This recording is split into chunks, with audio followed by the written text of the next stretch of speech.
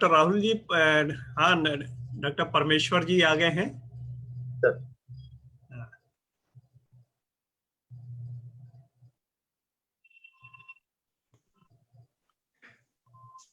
Lokesh boss से बात हुई थी, वो शायद अभी टाइम लगेगा। तो आप स्टार्ट। हाँ, मैं कर देता हूँ, फिर मैं करता हूँ। सर हाँ, स्वागत है डॉक्टर परमेश्वर अरोड़ा जी। नमस्कार सर। नमस्कार सर। नमस्कार। Welcome welcome sir. Thank you.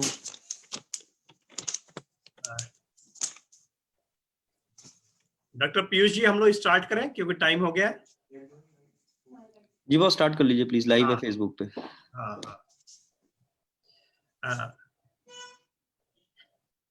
आज ये इस सम्मानीय मंच पे विगत 28 जून 2019 से हम लोग निरंतर शैक्षणिक और कालांतर में कार्यक्रम को करते हुए आ रहे हैं, जिसमें अभी हम लोगों ने शिक्षाविद से जुड़े हुए अनेक हस्तियों से इस मंच के माध्यम से उनके ज्ञान को हम लोगों ने अपनी जिज्ञासाओं को उनके माध्यम से परिपूर्ण किया है।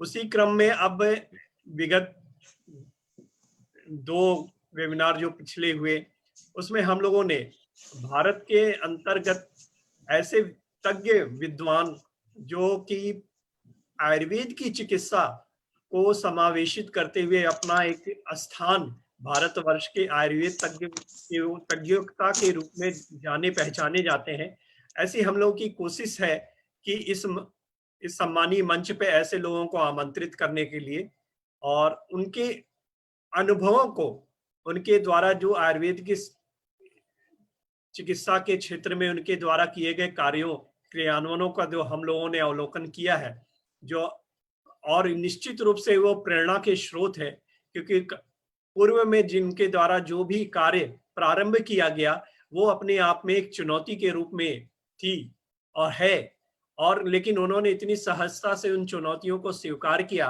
जबकि सामान्य रूप से लोग उन चुनौतियों को देख के घबरा जाते हैं और प्रैक्टिस, वो भी प्योर आयुर्वेद का ऐसे स्थिति में करना। इसी क्रम में हम आज हमारे बीच में डॉक्टर परमेश्वर अरोड़ा जी, जो अपने आप में एक, मैं उनको बहुत प्यार से, मेरे प्रिय है, मेरे अनुज है, लेकिन मैं उनको बड़े सम्मान से देखता हूँ और उनके प्रति एक मेरी व्यक्तिगत अपना एक सम्मान भाव है। मैं उनको एक लीजेंड के रूप में देखता हूँ, क्योंकि ऐसे बहुत से कम व्यक्तित्व होते हैं जो कि अपने अध्ययन के समय ही अपना वैचारिक रूप से अपना निर्णय ले लेते हैं कि मुझे जीवन में क्या करना है। उसी क्रम में इन्होंने अपने आप में एक निर्णय लिया कि मुझे आयुर्वेद की चिकित्सा करनी है, और इसको उन्होंने आत्मसात करते हुए भारत की राजधानी दिल्ली और उसके समीपस्थ गुड़गांव में उन्होंने अपना कार्य क्षेत्र का चुना और वहां पे कार्य करना प्रारंभ। मैं उनका इस मंच पे हार्दिक अभिनंदन के साथ उनका वेलकम करना चाहता हूं। और चूंकि कोई भी कार्य हम लोग प्रारंभ करते हैं, निश्चित रूप से अपने आद्य देवता भगवान धन्वंतरी का स्तमन करके प्रारंभ करते हैं। इसी क्रम में हम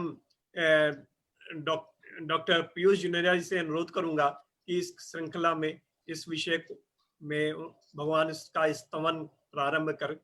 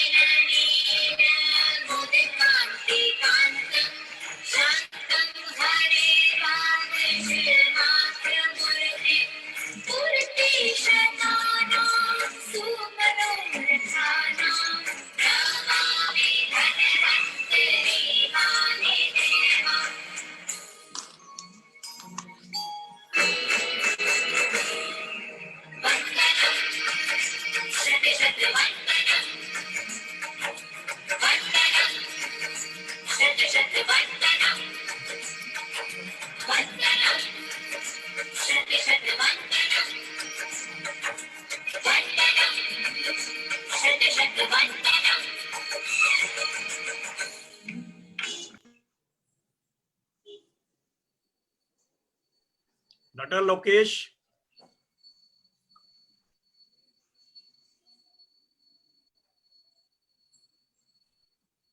हेलो आवाज। Hello. Hello. Doctor Rahul ji को आमंत्रित करिए। हाँ, कार्यक्रम को आगे बढ़ाते हुए मैं doctor Rahul Gupta, assistant professor department of द्रविड़, गवर्नमेंट आयुर्वेदिक कॉलेज ग्वालियर, जो आज इस कार्यक्रम के मॉडरेटर हैं, जिनके कंधों पे आगे इस कार्यक्रम को यहाँ से ले आने की जिम्मेवारी है, अब मैं उन्हें आमंत्रित करता हूँ कि वो इस कार्यक्रम को अब यहाँ से आगे की ओर ले जाए। डॉक्टर राहुल गुप्ता। धन्यवाद सर।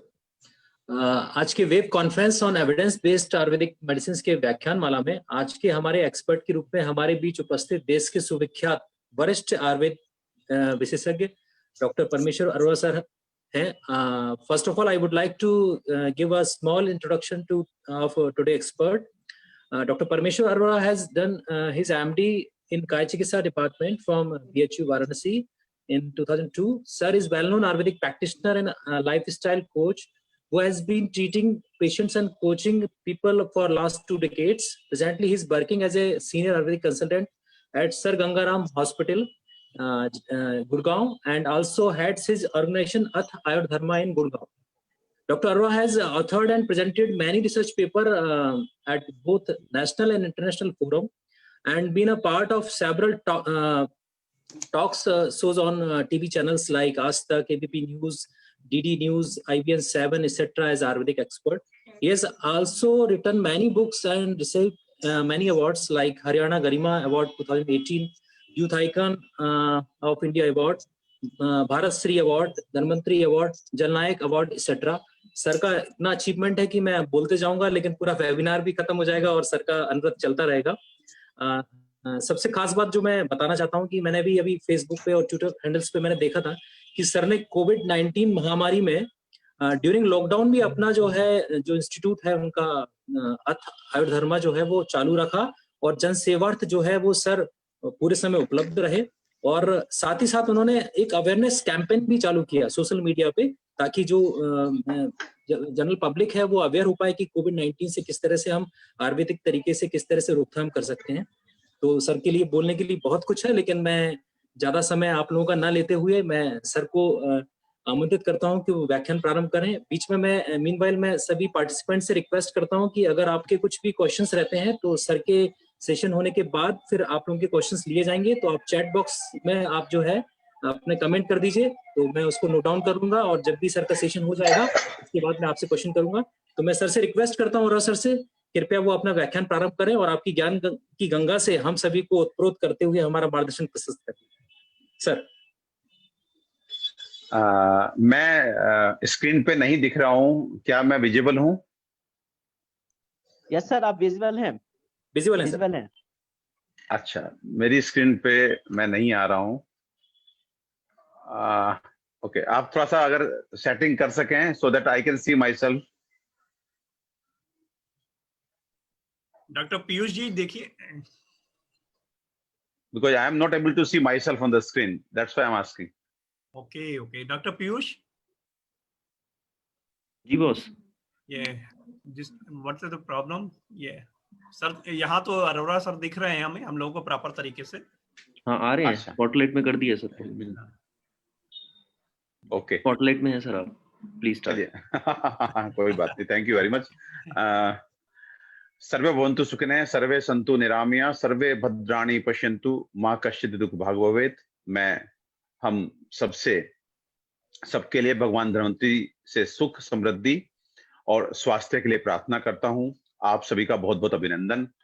और प्रोफेसर श्रीवास्तव साहब, प्रोफेसर गुप्ता जी और जो भी इस वेबिनार के आयोजक मंडल हैं, उन सबका मैं दिल से आभार व्यक्त करता हूं कि मेरे जैसे छोटे चिकित्सक को, जो एक प्रैक्टिशनर है, उसको इस तरह का एक फील्ड जहां पे आयुर्वेद की जो हमारे एक तरह से फ्यूचर हैं, जो हमारे स्टूडेंट्स हैं, और उनके साथ इंटरेक्शन करने का मौका मुझे मिल रहा है. So I am finding myself very fortunate and definitely for this fortunate moment I give my deepest respect and regard to all of you जिन्होंने मुझे इन्वाइट किया और मुझे ये मंच प्रदान किया.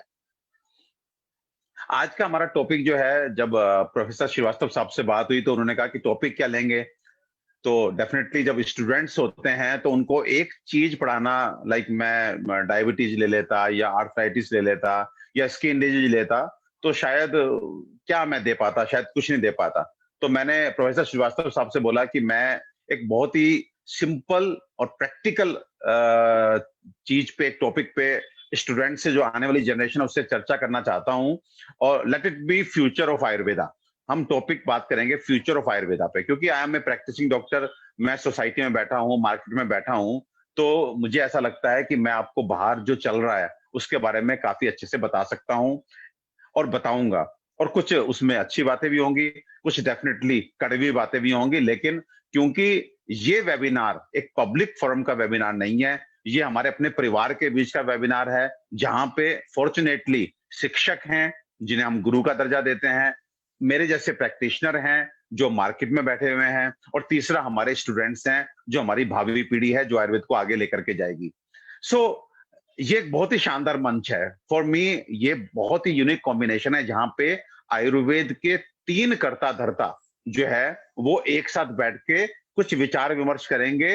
एंड मुझे ऐसा लगता है कि this webinar is not for the public, ये केवल आयुर्वेदिक स्कॉलर्स के लिए है। तो कुछ बातें मैं डेफिनेटली ऐसी भी करूंगा जो हमें जरूर करनी चाहिए और हम नहीं करते हैं।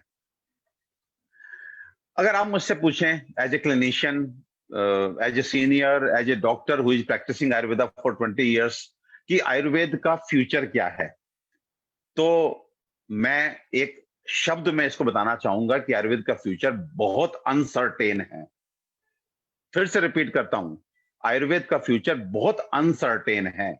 एंड ऑल डिपेंड्स, ये अनसर्टेनिटी किस पर डिपेंड करती है? How we perform. अगर हम अच्छा परफॉर्म करेंगे तो इट कैन बी ब्राइट, और यदि हम अच्छा परफॉर्म नहीं करेंगे तो for sure it will be dark. ये सब हमारे हाथ में है कि आयुर्वेद का फ्यूचर आगे कैसा होगा। और अगर ऐसा लगता है आपको, एक गलत फहमी में आप जी रहे हैं कि now we are living in a era of, like golden era of Ayurveda, तो मैं आपको कह देता हूं कि we are not living in a golden era of Ayurveda, basically we are living in a testing era of Ayurveda.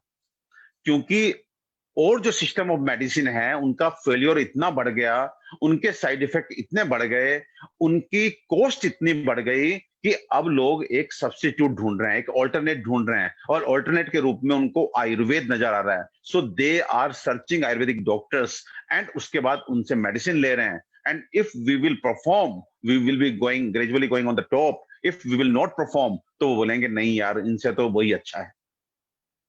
सो कहने का मतलब है कि all depends how we perform. अब वी परफॉर्म, तो परफॉर्म तो तब करें जब स्कोप हो। एक क्वेश्चन उठता है कि क्या वास्तव में स्कोप है हमारा, मार्केट में हमारी डिमांड है? तो डिमांड डेफिनेटली, हम लोग हेल्थ स्कॉलर्स हैं, हम हेल्थ वर्कर्स हैं, हम हेल्थ की देखरेख, लोगों के स्वास्थ्य की देखरेख करने वाले लोग हैं। तो आज क्या हमारी वास्तव में सोसाइटी को रिक्वायरमेंट है? तो सबसे पहले हमें ये देखना होगा कि सोसाइटी में जो लोग रह रहे हैं उनका हेल्थ का स्टेटस कैसा है। अगर हम आयुर्वेद की परिभाषा को जन जन तक पहुंचाएं और इस परिभाषा के आधार पर हम लोगों को कहें कि यू चेक योर हेल्थ, तो आप विश्वास कीजिए इस दुनिया के लगभग 750 करोड़ में से हमें एक भी व्यक्ति नहीं मिलेगा जो अपने को शारीरिक रूप से, मानसिक रूप से, सामाजिक रूप से और आध्यात्मिक रूप से, और 5वें नंबर पे आर्थिक रूप से अपने को कहेगा कि मैं फिट हूं। ये 5 सब्जेक्ट हैं। अब इनमें से एक सब्जेक्ट में तो फेल होगा ही होगा, और एक सब्जेक्ट में भी फेल है तो उसका प्रमोशन अगली हायर क्लास में नहीं होता। एंड दैट्स द रीजन कि आज इतना सब अच्छा दिखने के बाद भी 2 इंपॉर्टेंट पैरामीटर जो हेल्थ के होते हैं, number 1 quality of health and number 2 age, quantum of age. अगर आप इन दोनों को देखें तो ये दोनों हमारी डाउन जा रही हैं। क्वालिटी ऑफ हेल्थ को देखें तो देयर इज नो कंपैरिजन। अगर हम आज से 50 साल पहले के लोगों से भी कंपेयर कर लें तो उनका डाइजेस्टिव सिस्टम, उनका लोकोमोटर सिस्टम उनका कार्डियोवास्कुलर सिस्टम, उनका रेस्पिरेटरी सिस्टम, उनका एक तरह से sexual strength, we don't stand anywhere. अगर हम अपने बड़ों, अपने दादा परदादा से कंपेयर कर लें तो जितना घी वो एक खुराक में खाते थे, उतना घी शायद हम एक वीक में भी नहीं खा पाते हैं। सो कहने का मतलब यह है कि हम कहीं ना कहीं जब क्वालिटी ऑफ हेल्थ की बात करते हैं तो हमें पूरे मन से यह स्वीकार लेना चाहिए और लोगों को एग्जाम्पल देने चाहिए कि हम जो है बहुत पीछे हैं। अगर हम एज की बात करें तो उन सब सुविधाओं के अभाव में जो पहले थी, गरीबी थी, अनएजुकेशन था, इलिटरेसी थी, डॉक्टर्स अवेलेबल नहीं थे, इमरजेंसी सर्विसेज नहीं थी, टेक्नोलॉजिकली बहुत पुअर होते थे लोग, 3 गांव में 1 वैद्य जी होते थे, हॉस्पिटल के नाम पे मंदिर या पेड़ होता था जिसके नीचे वैद्य जी बैठते थे। तो इन सब, और कोई एक तरह से गवर्नमेंट का सपोर्ट नहीं होता था। उन परिस्थितियों में भी आराम से जो व्यक्ति जो है, जो ठीक ठाक रहता था, जिनको एक्सीडेंट्स नहीं होते थे, इस तरह की घटनाएं नहीं घटती थी कि बच्चे का जन्म दाई के द्वारा हो रहा है, माँ भी मर जा रही है, बच्चा भी मर जा रहा है। इस तरह जिनको इस तरह की घटनाएं नहीं घटती थी, वो बहुत हंसते खेलते अपने दांतों के साथ, बढ़िया आंखों के साथ, बढ़िया कान के साथ, बढ़िया बालों के साथ 100 साल से ऊपर की जिंदगी जीते थे। शायद आज जितने लोग हमारे साथ जुड़े हैं, अगर वो घर जाके पूछें केवल दादा तक, दादा मैक्सिमम परदादा तक, तो उनमें से आप देखेंगे कि 100 वर्ष को किसी ने जरूर टच किया होगा। एंड आज की हम बात करें, सो इन ए ईरा जब हम मेडिकल के नाम पे हमें बहुत लग रहा है कि बहुत एडवांस हो चुके हैं हम लोग, हमारी मेडिकल सर्विसेज बहुत अच्छी हैं, हॉस्पिटल्स बहुत अधिक हैं, डॉक्टर्स की अवेलेबिलिटी में स्पेशलिस्ट डॉक्टर जो है हर 1 किलोमीटर के बाद बैठा हुआ है, मल्टी स्पेशलिटी हॉस्पिटल। मैं तो गुड़गांव में रहता हूँ, after every 2 kilometres you will find a multi speciality hospital. और उसके बाद सबसे बड़ी बात है, हम हेल्थ अवेयर भी हैं। हेल्थ अवेयर मींस हम किसी रेस्टोरेंट में जाकर के अगर वो सामने से आरओ का पानी भी लाके हमको गिलास में देता है तो we take hardly 1 second to say कि नहीं जी आप बंद बोतल ले आओ, चाहे 40 रुपए की है चाहे 50 रुपए की है। हम जरा सा हम रूटीन चेकअप कराने लगे, हम कैल्शियम आयरन खाने लगे, हम विटामिन खाने लगे। हमको कोई बोलता है कि साहब यहाँ से ये चीज टॉनिक लेके आओ, ये बहुत अच्छा होता है शरीर के लिए, हम वो immediately we spend thousands of rupees for the sake of health. तो in a era when we are health conscious also, और फिर प्लस पॉइंट, हम टेक्नोलॉजिकली भी स्ट्रॉन्ग हैं, हम सो कॉल्ड पढ़े लिखे भी हैं, हम एक तरह से शिक्षित भी हैं, लेकिन क्वांटम ऑफ एज कहां जा रही है? आज सच्ची बात यह है कि मेरी जनरेशन के लोग शायद ये 100 वर्ष का फिगर, ये फिगर है, ये ड्रीम फिगर बन चुका है, और वास्तव में हम में से कोई भी 100 वर्ष तक पहुंचेगा ही नहीं। अगर हम 75 साल की आयु भी प्राप्त कर लें तो शायद हमें लगेगा कि हम बहुत जी गए हैं। सो कहने का मतलब है कि ये जो मेडिकल एडवांसमेंट है, ये जो टेक्नोलॉजिकल एडवांसमेंट है, ये जो हेल्थ अवेयरनेस वाला जो हमारा नेचर है, ये जो हमारी शिक्षा है, ये डॉक्टर्स की अवेलेबिलिटी है, ये हमें कहां लेकर के जा रही है? हमारी हेल्थ को डाउन कर रही है और हमारी एज को डाउन कर रही है। So for sure it's a unfortunate condition. And अगर आप लोगों को इस बात को बताते हैं तो they easily understand, they easily accept this fact कि हाँ यार ये तो सही कह रहे हो कि सब लोग बस काम कर रहे हैं। अगर पता लग जाए कि सुबह ऑफिस बंद है, चाहे ऑफिस के मालिक की डेथ की वजह से, तब भी दिल को इतनी शांति मिलती है, आज आराम करने को मिल जाएगा। सब थके हुए हैं, सब थके हुए हैं, अब आराम करके भी अगले दिन कौन सा फ्रेश जाना है, अगले दिन फिर मुंह लटका हुआ है।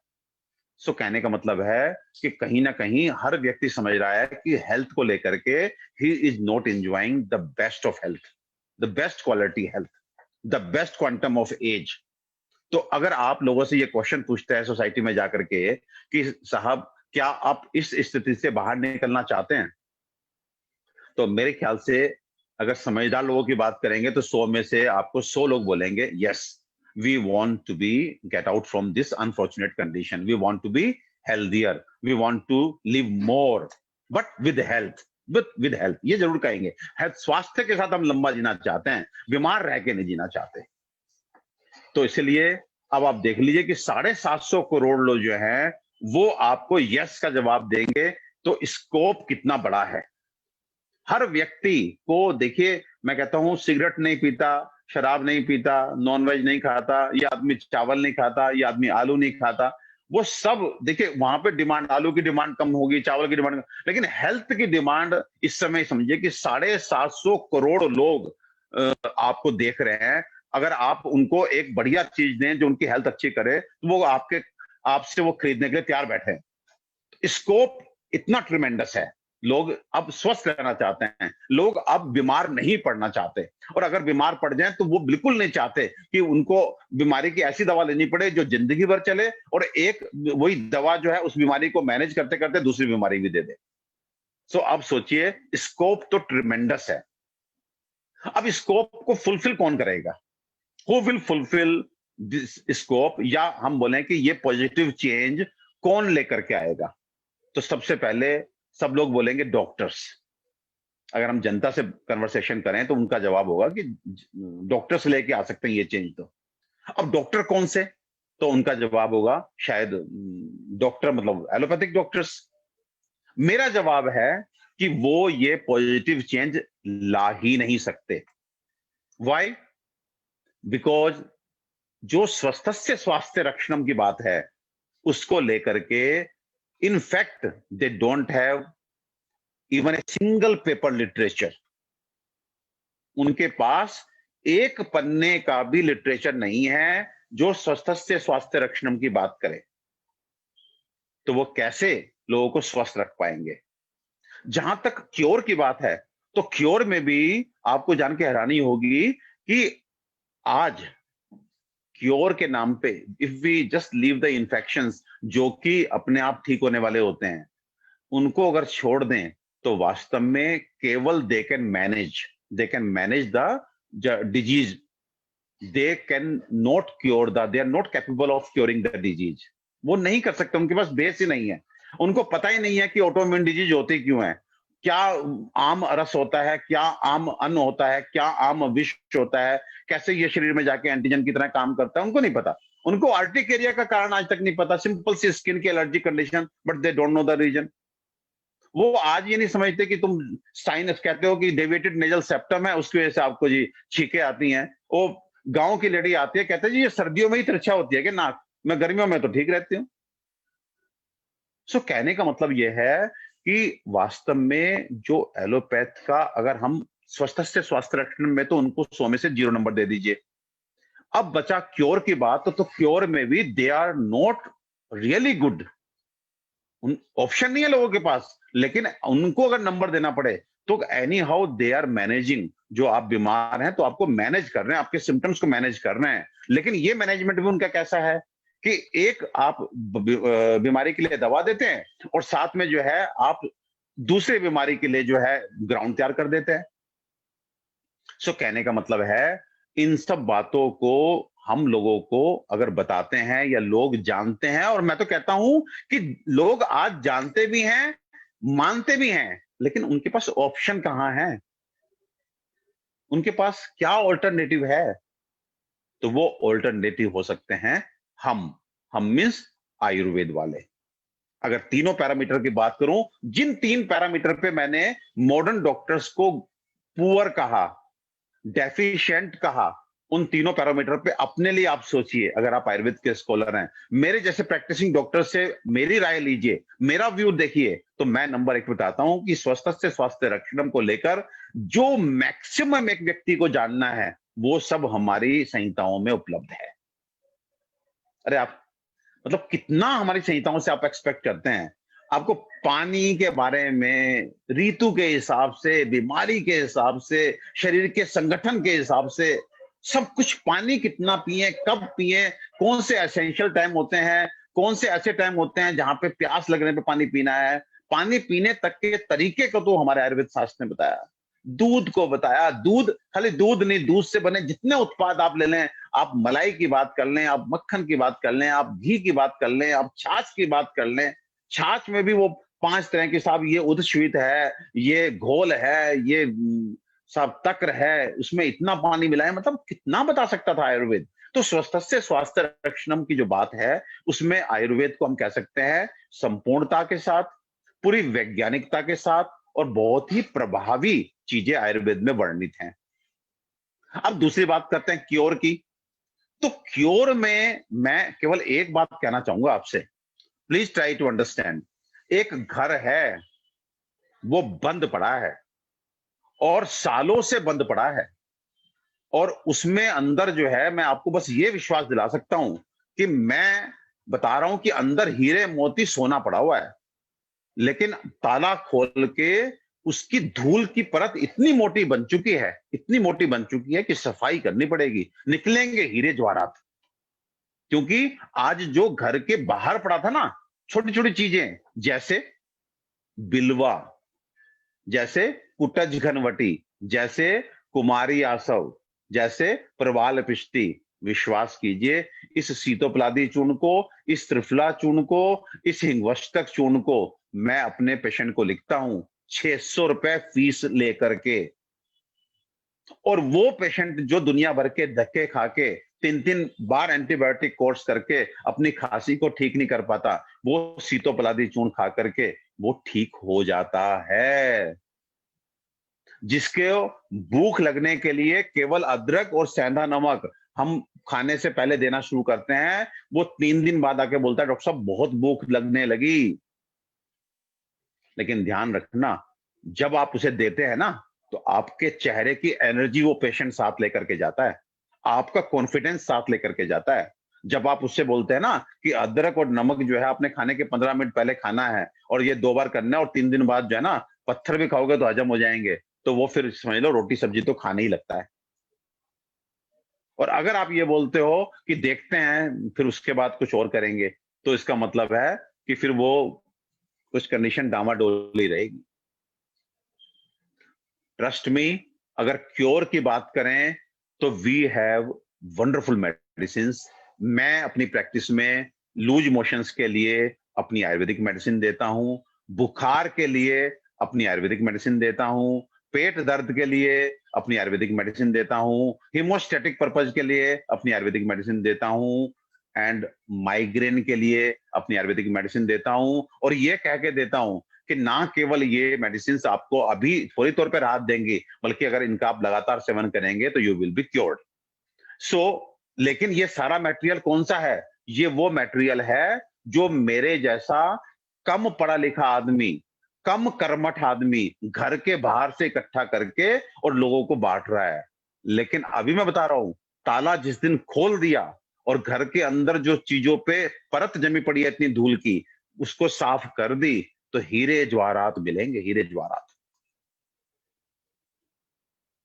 और तीसरी बात जो हमने एलोपैथ में बोली थी कि anyhow they are managing the disease condition, लेकिन अनफॉर्चुनेटली डिजीज मैनेज करते करते एक दूसरी बीमारी का और बेस बना देते हैं। और हमारा क्या होता है, हम किसी को अजवाइन देते हैं, कोई बोलता है पेट में दर्द हो रहा, डॉक्टर साहब क्या ले लें, तो हम बोले अजवाइन खा लिया करो खाना खाने के बाद थोड़ी सी।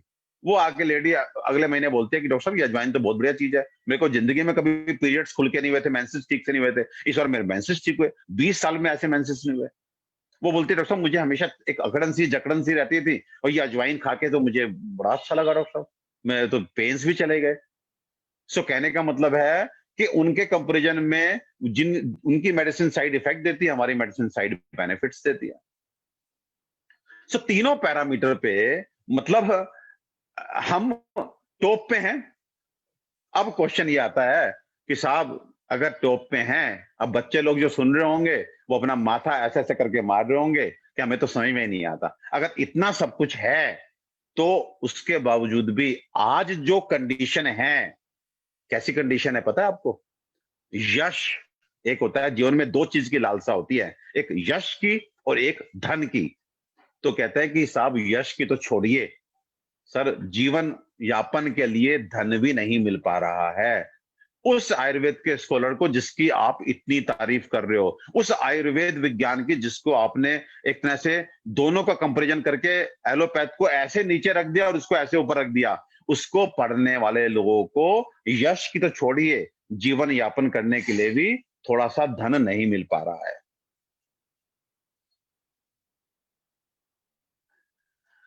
दोषी कौन है? कौन है दोषी? 3, इस आयुर्वेद बिरादरी में 3 लोग हैं। एक आयुर्वेदिक डॉक्टर्स, एक शिक्षक और तीसरे जो बच्चे लोग स्टूडेंट्स हैं, ये भी अपने परिवार के लोग हैं, बड़े हैं, नाम इनका भी लूंगा। सो बिरादरी में 3 ही लोग हैं। अब इन तीन के ऊपर अब ठीक है, मैनेजमेंट है, मैनेजमेंट में भी 90% डॉक्टर्स ही हैं, उन्हें भी क्योंकि वो शिक्षण संस्थानों को चला रहे हैं तो उन्हें भी मैं गुरु का ही नाम दूंगा, गुरु का ही दर्जा दूंगा।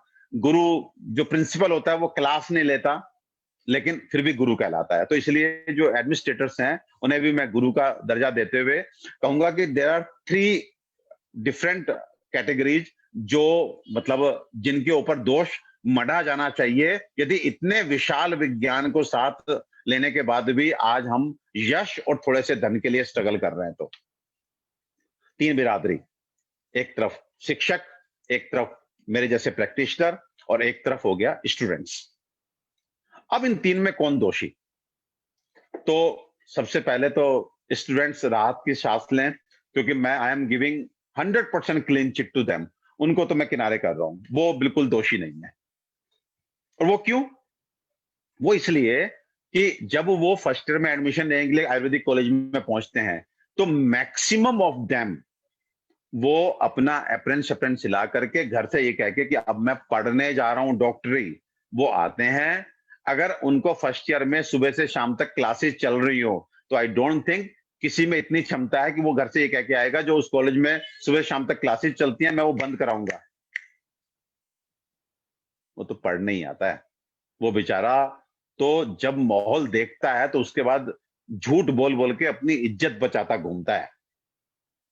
तो इसलिए उनको तो मैं एकदम क्लीन चिट देता हूं, वो कहीं से दोषी नहीं है।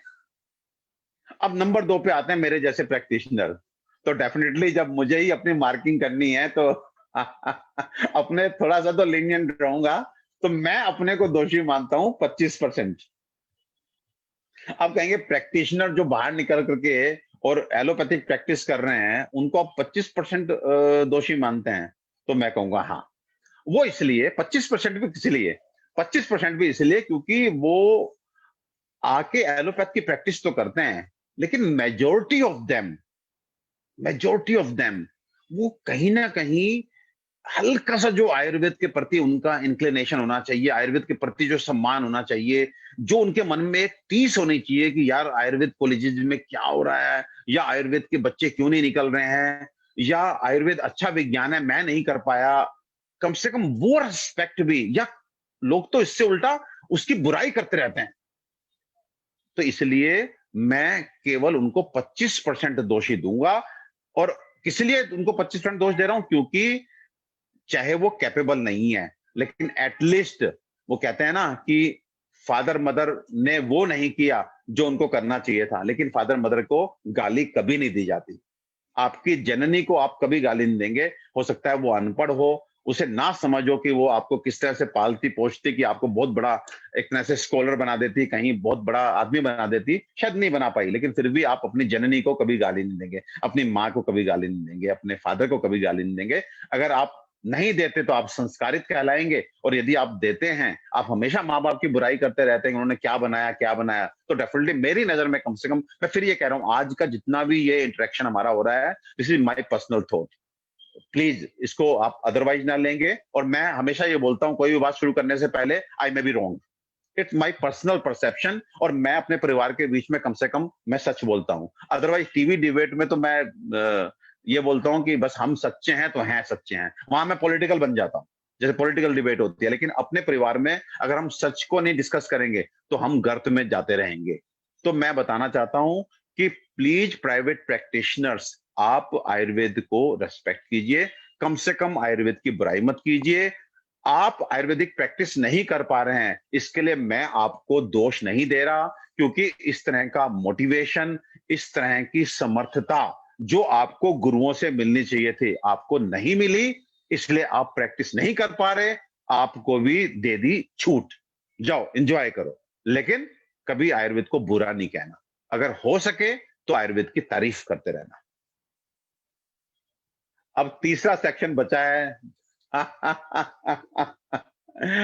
वो है शिक्षकों का, जिन्हें हम बहुत ही नतमस्तक होके जो है गुरुजन बोलते हैं, अपने गुरु बोलते हैं।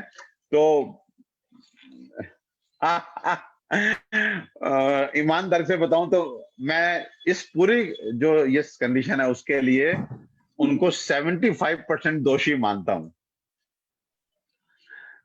शायद आज के बाद प्रोफेसर श्रीवास्तव ना बुलाएं, लेकिन कोई नहीं, मैं माफी मांग लूंगा बाद में उनसे अलग से फोन करके। नहीं लेकिन नहीं नहीं, सच्ची बात यह है, मैं सच्चाई से नहीं भागना चाहिए इस चीज को, तो मैं भी मैं बच्चों को भी इंटरेक्शन जी तो इन सब चीजों को बहुत ही ये आप लोगों ने अनुभव किया है, उस चीज को इंटरेक्शन करना भी चाहिए और उससे जी हमेशा सीखने को ही मिलता है। जी। तो मुझे ऐसा लगता है कि कहीं ना कहीं जो हमारी शिक्षण संस्थाएं हैं वो करेक्शन मांग रही हैं, बहुत जोर का करेक्शन मांग रही हैं। और कहीं ना कहीं मुझे ऐसा लगता है कि अगर आपने आयुर्वेद पढ़ा है और आप आयुर्वेद, देखिए दो ही चीजें हैं, आप या तो आयुर्वेद की तारीफ करेंगे या आयुर्वेद का विरोध करेंगे। तो और आप डेफिनेटली, मैं शिक्षकों को भी ये कहना चाहूंगा कि किसी स्टेज पे वो भी आयुर्वेद में आके अपने को एक तरह से कहा होगा, हम कहाँ आ गए, हम तो यार इतने मेरिट स्कॉलर थे, हमने 10+2 इतने परसेंटेज के साथ किया, हम तो कॉन्वेंट एजुकेटेड थे, कि कहाँ हम फंस गए। एंड धीरे धीरे धीरे एनी हाउ वो रोते सोते बीएमएस कर लेते हैं, फिर उसके बाद वो बेचारे पीजी भी करते हैं पूरी मेहनत के साथ। हम जानते हैं आयुर्वेद पढ़ते हैं, मॉडर्न पढ़ते हैं, सब कुछ पढ़ते हैं, एंड उसके बाद में 8.5 साल 9 साल अच्छी मेहनत करने के बाद में शायद वो अपने आप को आयुर्वेद के साथ प्रैक्टिस करने में समर्थ नहीं पाते। एंड बहुत सारे लोग जो है फिर से आयुर्वेदिक कॉलेजेस में चले जाते हैं, क्योंकि वो एलोपैथिक प्रैक्टिस भी नहीं करना चाहते होंगे, व्हाट्सएवर रीजन। अब वो वहां जाते हैं, तो मैं ये कहता हूं कि अगर वास्तव में उनके मन में थोड़ा सा भी अगर ये टीस है कि वो गलत जगह पे आए थे, तो उनको 2 काम करने चाहिए। मेरी नजर में अगर मैं टीचर बन जाता तो मैं 2 काम करता। या तो मैं इसलिए वहां पर 50,000 लाख रुपए जो भी सैलरी है, या गवर्नमेंट हो सकता है प्रोफेसर्स को 2 लाख 3 लाख मिलते हो, मुझे नहीं मालूम, तो अगर वहां सैलरी लेकर के मैं या तो लोगों को डायरेक्टली और इनडायरेक्टली लोगों को कहता कि तुम्हें आयुर्वेद नहीं करना है, क्योंकि ये यार बहुत मैं फंसा हूं, आप प्लीज जाओ यहां से। या तो आप ये काम कीजिए, और या फिर आप ये कहिए कि मैं फंसा था क्योंकि मुझे वो मोटिवेशन नहीं मिला था, आयुर्वेद बहुत अच्छा है और मैं अब तैयार करूंगा नई ब्रीड जो आयुर्वेद को अच्छे से जान के आयुर्वेद को प्रैक्टिस करेगी। तो you have to be either outside the college जहां पे लोगों को अंदर आने से रोकेंगे, और इनसाइड द कॉलेज जहां पे आप अच्छे स्कॉलर्स तैयार करोगे।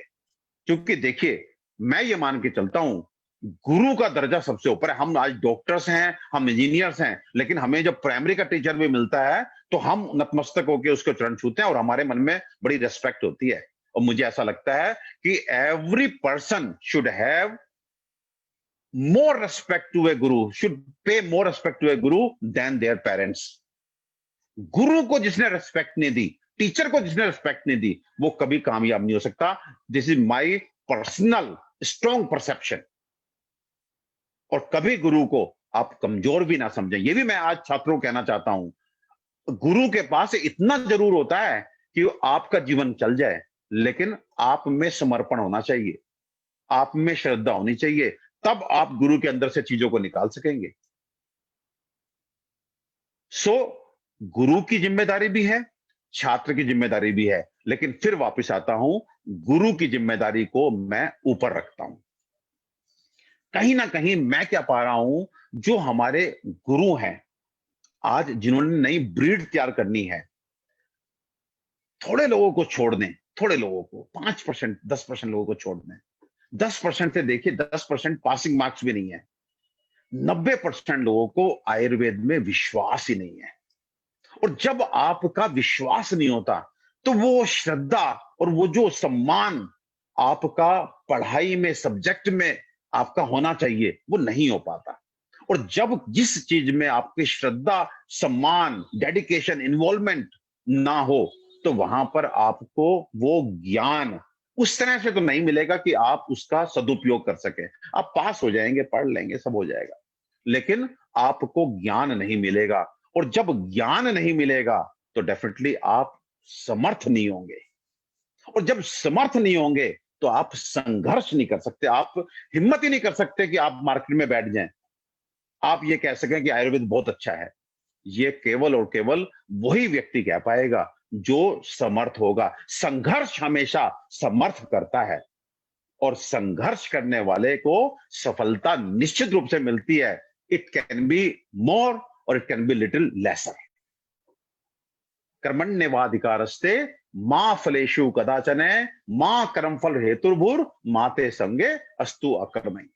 साफ साफ हमारा ग्रंथ बोलता है, हमारी गीता बोलती है कि कर्मण्येवाधिकारस्ते, कि कर्म पे निश्चित ही हमारा अधिकार है, फल पर कदापि हमारा अधिकार नहीं है। लेकिन आपको बताना चाहता हूं कि फल देने वाला जो है ना, वो त्रुटि विहीन है। वहां पर आपके साथ कोई पार्शियलिटी होगी, इसकी संभावना भी शून्य है। 0.1% नहीं, शून्य।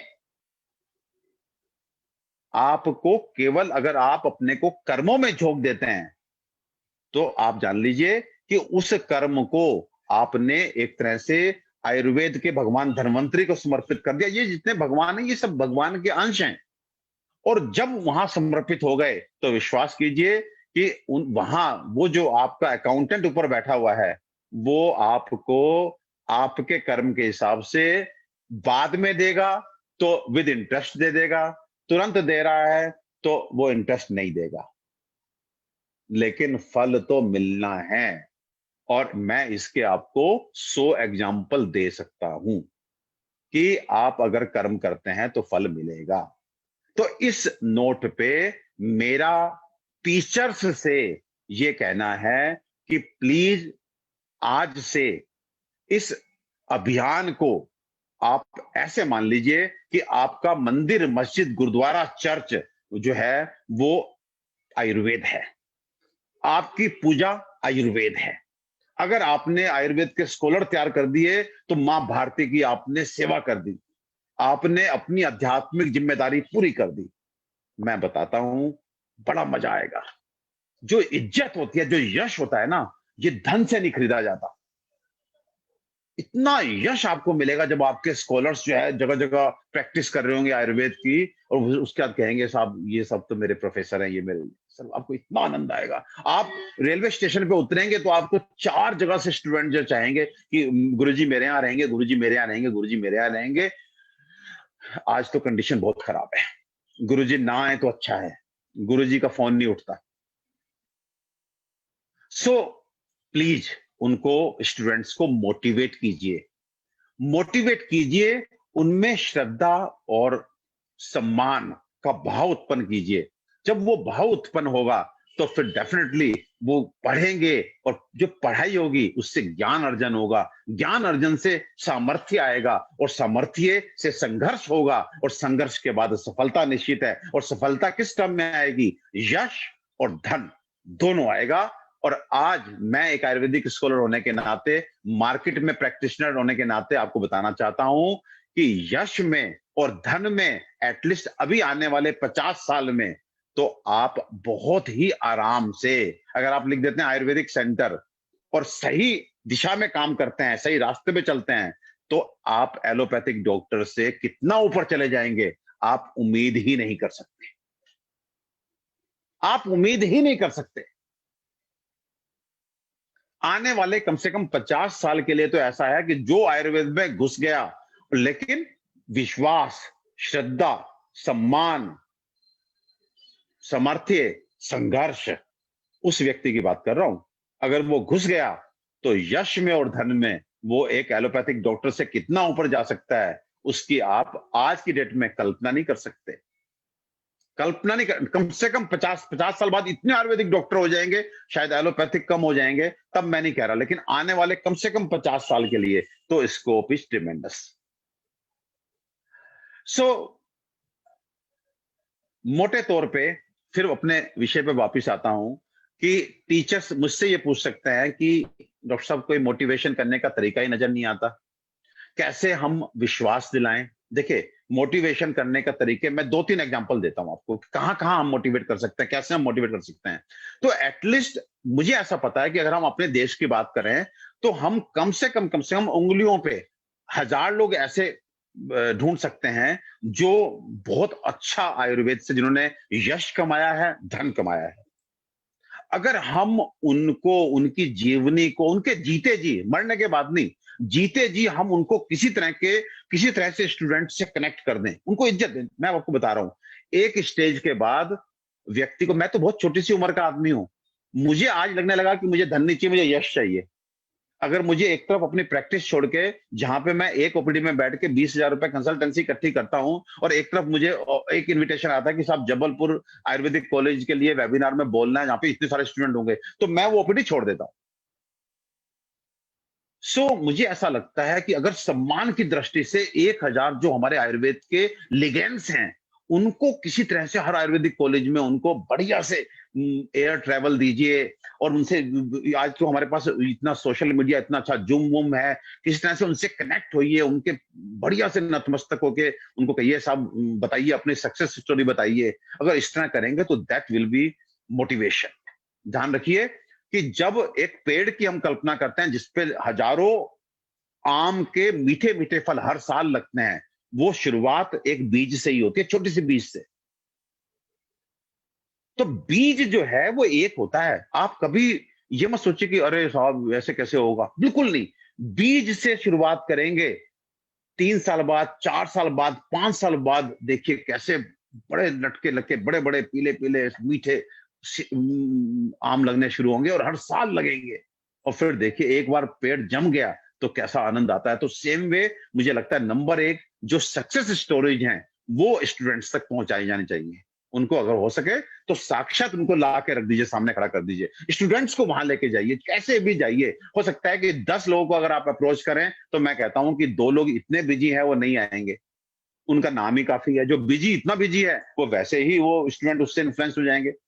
3 नहीं आएंगे, लेकिन 7 जो है मुझे लगता है जरूर आएंगे। तो इसलिए जो सक्सेस स्टोरीज हैं उनके इंटरेक्शंस कम से कम जो कॉलेजेस हैं उनसे जरूर होने चाहिए, नंबर 1। नंबर 2, मुझे ऐसा लगता है कि टीचर्स को स्टूडेंट की लाइकिंग के हिसाब से उनको गाइड करना चाहिए कि तुम कहां अच्छा कर सकते हो, तुम कहां अच्छा कर सकते हो।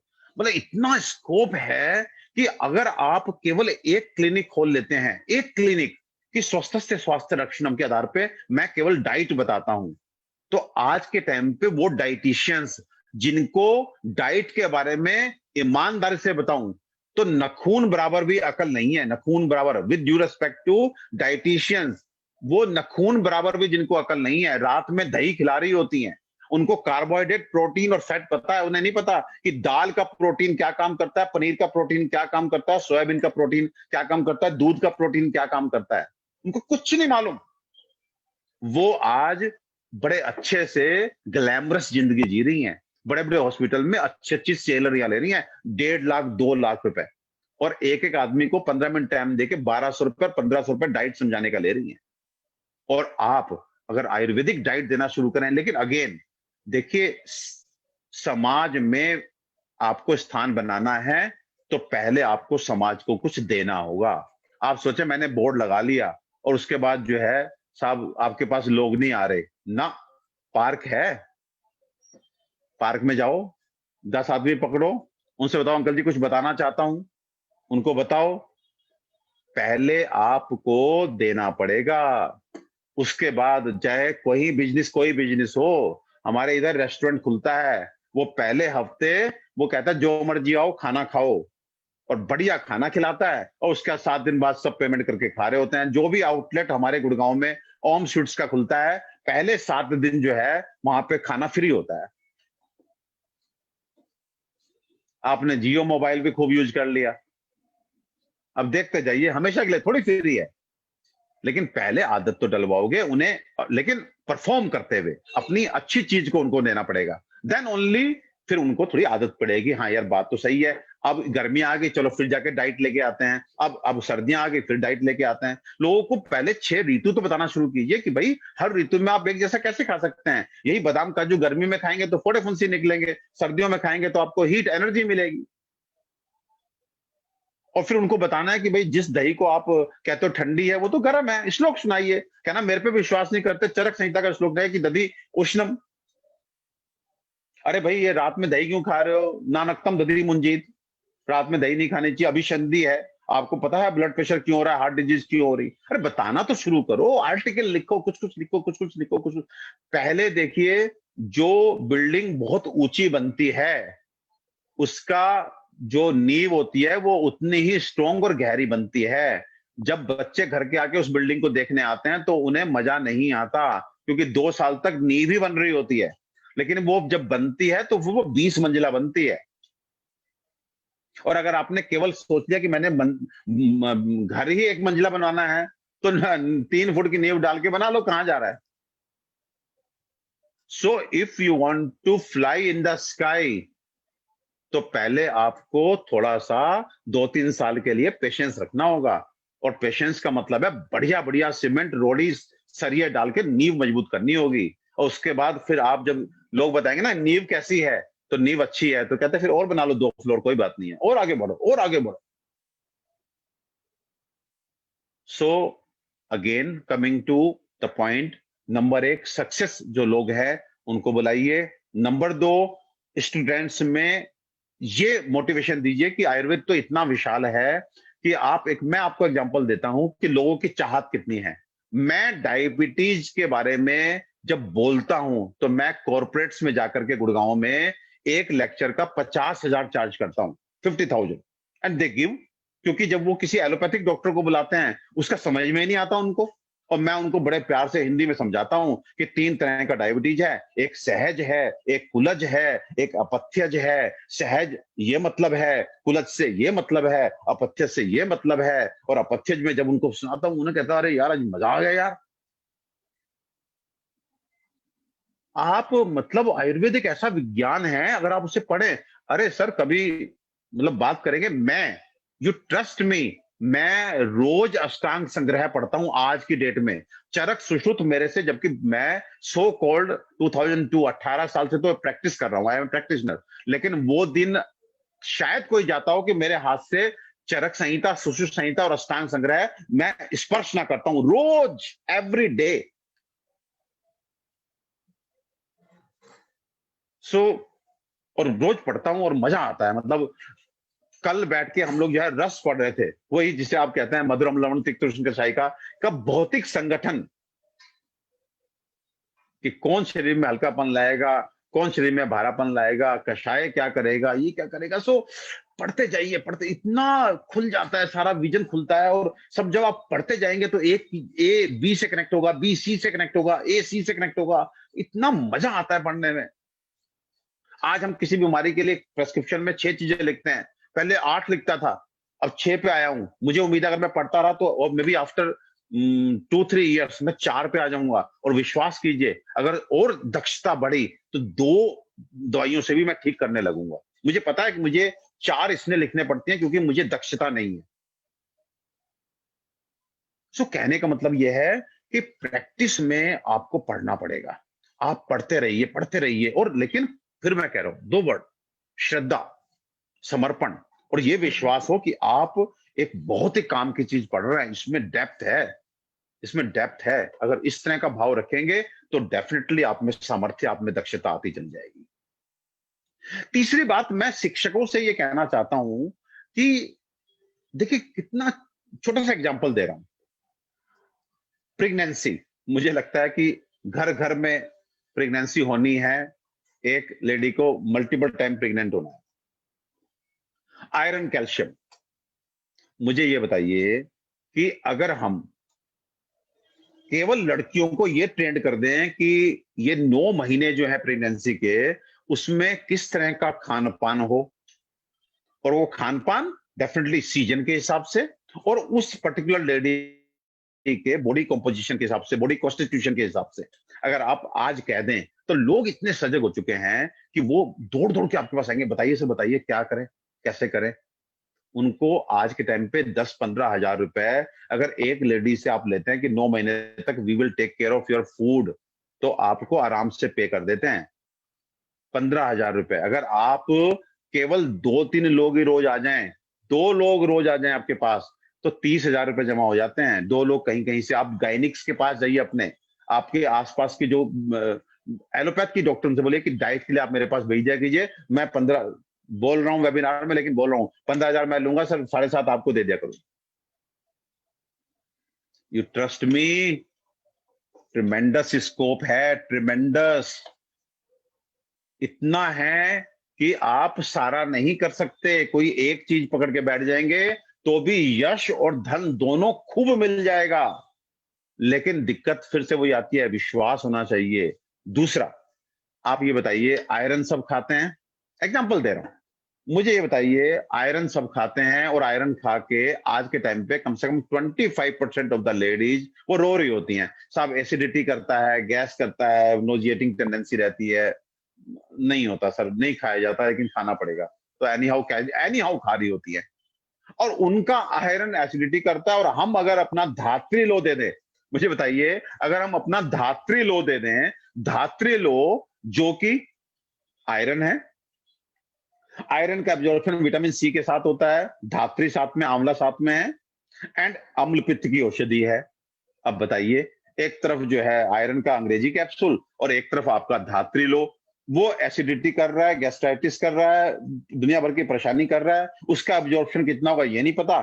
इधर यहाँ पे जो साइंटिफिकली हमारा आयरन भी है और विटामिन सी भी है और वही एसिडिटी की दवा भी है। लेकिन हमारे खुद के आयुर्वेदिक स्कॉलर्स, हमारे खुद के आयुर्वेदिक डॉक्टर्स, लेडी डॉक्टर अपने प्रेगनेंसी में वो आयरन खाएंगी, अपना धात्री लो नहीं खाएंगी। किसने भैया ये जांच की कि धात्री लो खाने से हीमोग्लोबिन मेंटेन नहीं रहता? किसने जांच की क्या? हाँ, कोई पेपर पापर आया हो या आपने खा के देखा हो कि नहीं, मैं तो प्रेगनेंसी में धात्री लो खाती रही, मेरा तो हीमोग्लोबिन 14 से 9 आ गया। आप अगर पब्लिक में जाकर ये कहते हैं कि आप आयरन सप्लीमेंट के रूप में धात्री लो लीजिए, तो आप विश्वास कीजिए, देखिए कितना बड़ा मार्केट जनरेट हो जाता है। कैल्शियम के रूप में उनकी चौक मिट्टी ठीक है और हमारी प्रवाल पिष्टी, मोती पिष्टी जो है वो ठीक नहीं है। क्यों नहीं ठीक है? किसने देखा कि कैल्शियम मेंटेन नहीं होता? मैं कहता हूं कि इतने सारे कॉम्प्लिकेशंस होते हैं आज प्रेगनेंसी के टाइम पे, लेडी स्ट्रेस में रहती है, उसको गर्मी लग रही होती है, उसको दुनिया भर के और कॉम्प्लिकेशन हो रहे होते हैं। अगर वो मोती पिष्टी खा रही है, प्रवाल पिष्टी खा रही है, तो एक तरह से calcium with antacid with destressing tonic. मोती पिष्टी अपने आप में उसके दिमाग को शांत रखती है, उसके विचारों को अच्छा रखती है, मोती पिष्टी सकारात्मक रखती है, सात्विक नेचर की है।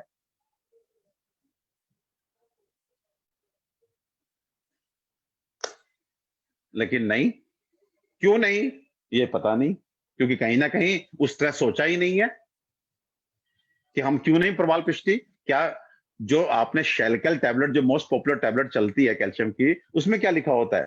उसमें कोरल लिखा होता है, लेकिन वो आर्टिफिशियली तैयार होता है।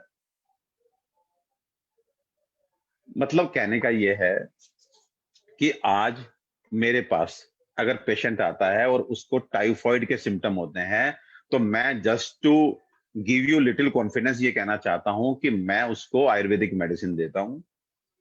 मुझे कहीं से नहीं लगता कि मुझे इसके मॉडर्न एंटीबायोटिक देना चाहिए।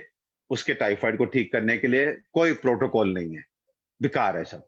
मलेरिया के लिए मैं अपनी आयुर्वेदिक मेडिसिन देता हूं, ठीक है। मेरे पास मल्टी ड्रग रेजिस्टेंट ट्यूबरकुलोसिस के बहुत केसेस आते हैं और वो अपनी हमारी दवाइयों से ठीक होते हैं।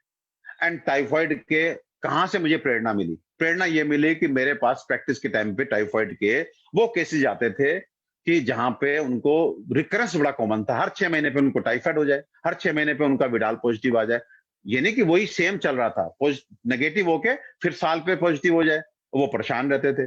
तो मैंने अपनी सिंपल औषधियां जो है दे करके उन्हें 15 दिन के लिए दिया। आप जानते हैं सब, चिरायता है, कुटकी है, खूब कला है, इनका कॉम्बिनेशन एक हम तैयार करते हैं और उसमें गिलोय भी डालते हैं। एंड ये दे करके मुनक्कों में हम जो है पेशेंट को 15 दिन खिलाते हैं। उसके बाद पूछते हैं जो पेशेंट, मैं प्रैक्टिशनर, मेरे पास तो वो पेशेंट आ रहे हैं जो लगातार आते रहते हैं, कभी किसी चीज के लिए, कभी बेटे को लेके आ रहे हैं, कभी बेटी को लेके आ रहे हैं, कभी भाई को लेके आ रहे हैं। अब पूछते तुम्हारे टाइफाइड को क्या हुआ जो बार बार आता है? कहते हैं डॉक्टर साहब वो 15 दिन का कोर्स किया था, उसके बाद से तो नहीं आया।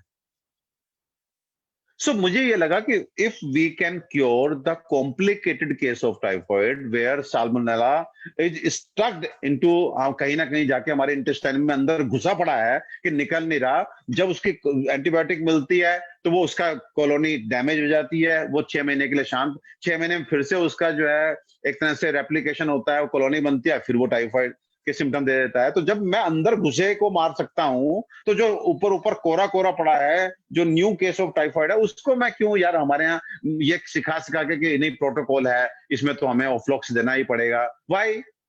And I started giving the same thing to the new, and new में जो है और अच्छा रिस्पॉन्स आ गया।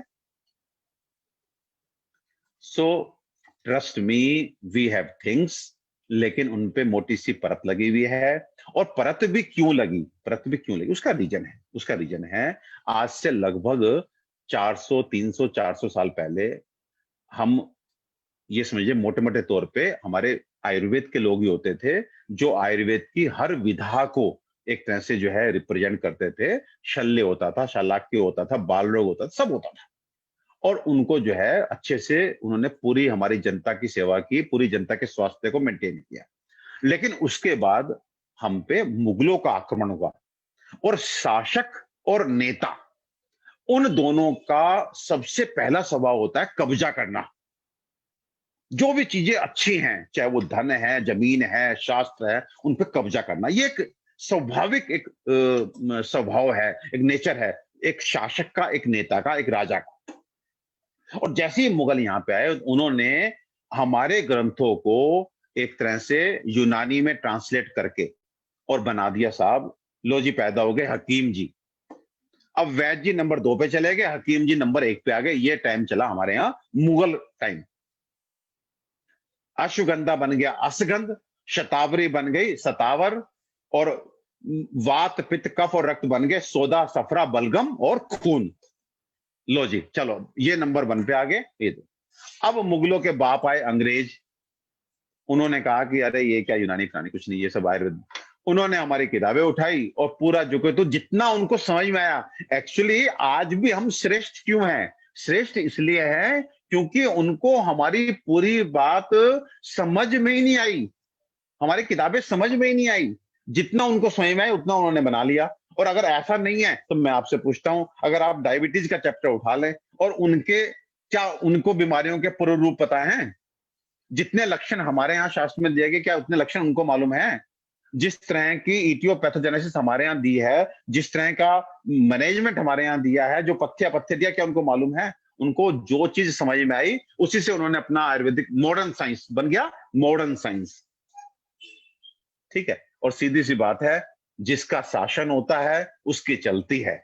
अब ये बात हो रहा है कि शासक श्रेष्ठ हो या श्रेष्ठ ना हो, और इसके बहुत सारे एग्जाम्पल हैं, लंबा विषय जाएगा। आज इंटरनेशनल लैंग्वेज क्या है? इंग्लिश। हम अपने बच्चों को क्या सिखाना चाहते हैं? इंग्लिश। हमें कब गर्व होता है? जब हमारे बच्चे इंग्लिश बोलते हैं। मैं अब आपसे एक दिल पे हाथ रख के क्वेश्चन पूछता हूं, क्या आप कन्विंस्ड हैं कि English is a better language than Hindi और संस्कृत? लेकिन इंटरनेशनल लैंग्वेज कौन सी है? इंग्लिश। हम बच्चों को क्या सिखाना चाहते हैं? इंग्लिश। कहां हमें ज्यादा गर्व का महसूस होता है? जब हमारा बच्चा इंग्लिश बोलता है। So please try to understand, जो चीज प्रचलन में है या जो चीज अधिक दिखाई दे रही है वह श्रेष्ठ है, इसका बिल्कुल भी मतलब नहीं है। वो श्रेष्ठ है इसका बिल्कुल मतलब नहीं है, लेकिन शासक के चलते कौन डोमिनेट कर रहा है, उसके चलते उसकी चीज बिक रही है, वो हो रही है। तो मैं ये कहना चाहता हूं, 1947 तक हम लोग अंग्रेजों के गुलाम रहे। हम modern surgery, modern medicine and in सब चीजों को हमने एक्सेप्ट किया और ये कहा कि साहब आयुर्वेद बेकार है और ये साहब बहुत अच्छा है। आज मैं ये कहता हूं कि अभी तक हम मानसिक, बहुत एक साल नहीं हमें आजाद हुए हुए, हम कहते हैं 70 साल कुछ भी नहीं होता। हमारे पिताजी गुलाम थे, मेरे पिताजी गुलाम भारत में पैदा हुए थे, तो 70 साल कुछ नहीं होता।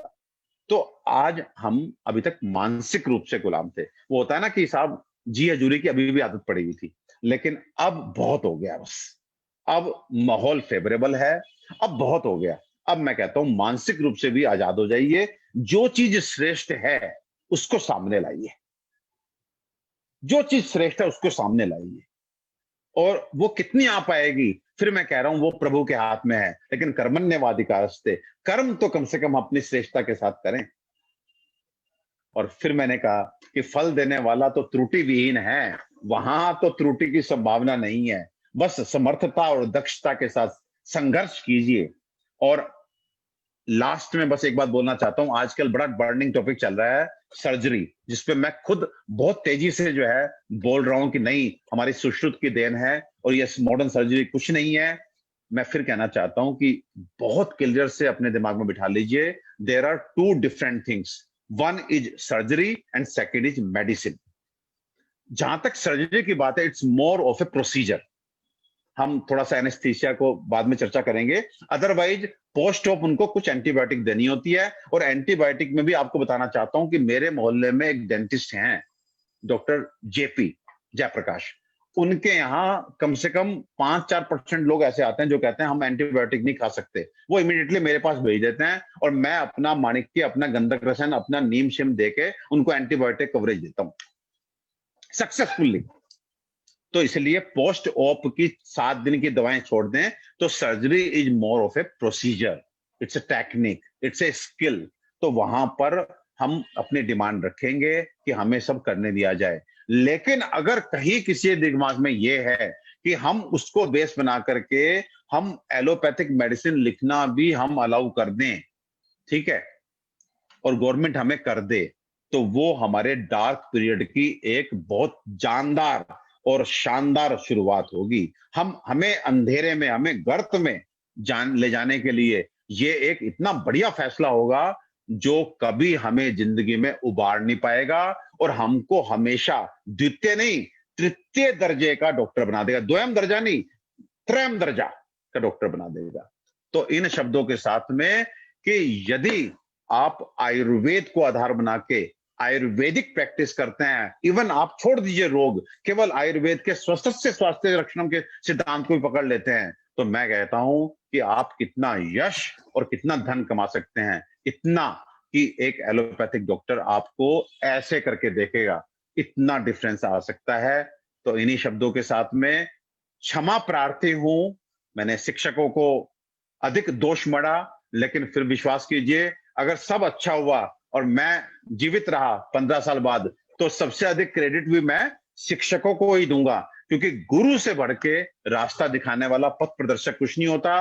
गुरु चाहता है तो एक ये समझ लीजिए कि एक निर्जीव चीज में भी जान भर सकता है। मैं तो अपने गुरु पे इतना विश्वास करता हूं और इतना मैं उनको सम्मान देता हूं। तो छात्रों को भी ये कहते हुए कि गुरु को सम्मान दीजिए, और उनमें इतना जरूर है कि आपका जीवन तर जाए, उनको सम्मान दीजिए, साथ मिलकर प्रयास कीजिए। आपके गुरु लोग भी बहुत त्रादसी से गुजरे हैं, उन्हें भी नहीं मोटिवेशन मिला, उन्हें भी नहीं ज्ञान मिला। चलो अब आप बड़े बच्चे हैं, कहते हैं ना कि जब बच्चा बड़ा हो जाए, तो जब बाप की चप्पल बेटे के पैर में आने लगे तो फिर बैठ के चर्चा करनी चाहिए। तो हम उसी प्लेटफॉर्म पे आते हैं, स्टूडेंट और टीचर मिल करके हम आयुर्वेद को आगे ले जाने के लिए, अपने मां भारती की सेवा करने के लिए और विश्व कल्याण के लिए एक सकारात्मक प्रयास करते हैं। आप सभी का पुनः हृदय से आभार, बहुत बहुत धन्यवाद। धन्यवाद सर, बहुत ही अच्छा लगा सर आपको सुन के, और आपने बहुत छोटी चीजों को, लेकिन बहुत इंपॉर्टेंट चीजों को आपने डिस्कस किया। मैं कार्यक्रम को आगे बढ़ाते हुए क्वेश्चन आंसर सेशन में कुछ हमारे जो पार्टिसिपेंट्स हैं उन्होंने कुछ क्वेश्चंस पुटअप किए हैं, तो सर मैं आपसे पूछना चाहता हूं। एक सर डॉक्टर रोहित सिंह करके हैं, रोबिन सिंह, उन्होंने पूछा है sir what could be expect our scope in surgery according to Ayurveda protocol. तो सर बहुत जबरदस्त स्कोप है, बहुत जबरदस्त स्कोप है, लेकिन इसमें अब ये है, इसमें क्या है कि देखिए ये तो हमें मानना पड़ेगा कि सर्जरी जो है अपने आप में सुश्रुत जी की देन है, हमारे आचार्य सुश्रुत की देन है। अब हमें स्किल्ड बनना है, एक्चुअली हमें स्किल्ड बनना है, जो हम प्रयास कर रहे हैं, गवर्नमेंट से परमिशन लिया है, उसके पीछे की क्या स्टोरी है वो कभी मैं फिर शेयर करूंगा। हमने बड़ा प्रयास किया, हम ये चाहते हैं कि आयुर्वेद के 8 अंग अपने टॉप पे पहुंचे। अगर आज आप फेसबुक पे जाकर के मेरी पोस्ट पढ़ेंगे तो मैंने तो ये प्रपोजल दिया है कि आयुर्वेदा को एक राष्ट्रीय चिकित्सा पद्धति, national system of medicine announce किया जाए और एलोपैथ को आयुर्वेद में मर्ज कर दिया जाए।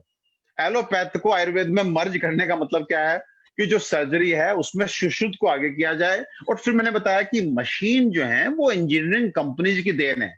आज हम लेजर ट्रीटमेंट की बात करें, हम एंजियोप्लास्टी टेक्निक्स की बात करें, हम ब्लड प्रेशर मशीन, ये सब शुगर की मशीन और स्टेथोस्कोप, ये सब फिजिक्स और ये एक्सरे, ये सब फिजिक्स की और साइंस की देन है। तो इस पे जो है जो मॉडर्न साइंस कब्जा करने की कोशिश करता है, ये हम नहीं होने देंगे। ये सब टूल्स हैं, ये तो इवोल्यूशन जो है it's part of journey of life.